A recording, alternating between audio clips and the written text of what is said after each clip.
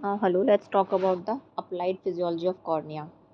दो जो primary physical functions होते हैं कॉर्निया के, एक तो ये एक्ट करता है as a major refracting medium और दूसरा प्रोटेक्ट करता है इंट्रा ऑकुलर कंटेंट को।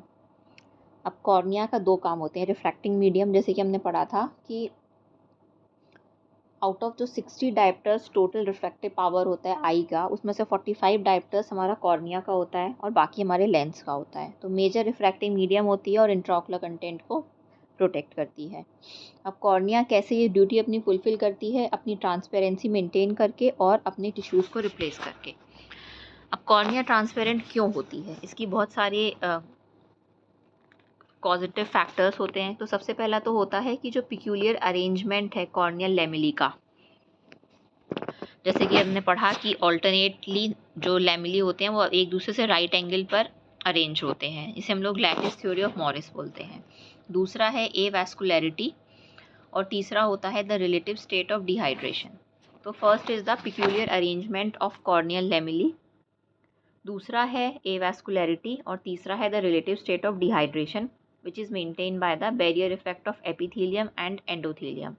और जो हमारे एंडोथेलियम है, जो बाइकार्बोनेट पंप होता है जो कि पानी को बाहर फेंकता है, उसकी वजह से डिहाइड्रेशन होता है। अब इन सब प्रोसेसेस की वजह से कॉर्निया में कुछ एनर्जी की ज़रूरत होती है।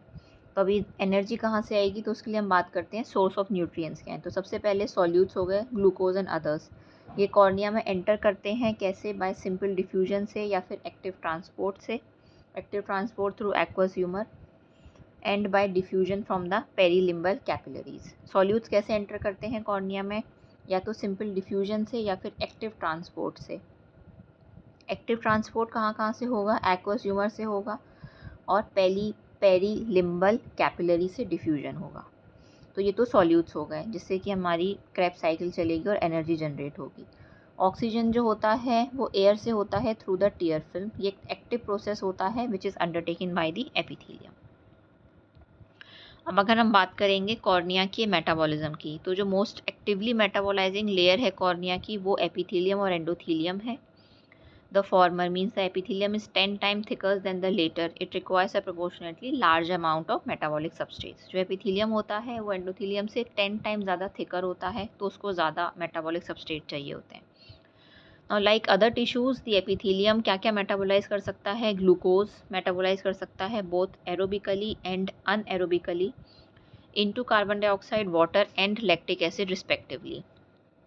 ग्लूकोज को मेटाबोलाइज होगा तो अगर वो एरोबिकली होगा तो CO2 वाटर बनेगा और अनएरोबिकली होगा तो लैक्टिक एसिड बनेगा। नाउ दस under the anaerobic conditions lactic acid accumulate करता है कॉर्निया में, और जब लैक्टिक एसिड एक्यूमुलेट करता है कॉर्निया में तो वो कॉर्निया में एडिमा कराता है। अब नेक्स्ट वीडियो में हम बात करेंगे कंजेनाइटल एनोमलीज की, जैसे कि मेगैलोकॉर्निया, उसका differential diagnosis, microcornea, cornea plana and the congenital cloudy cornea.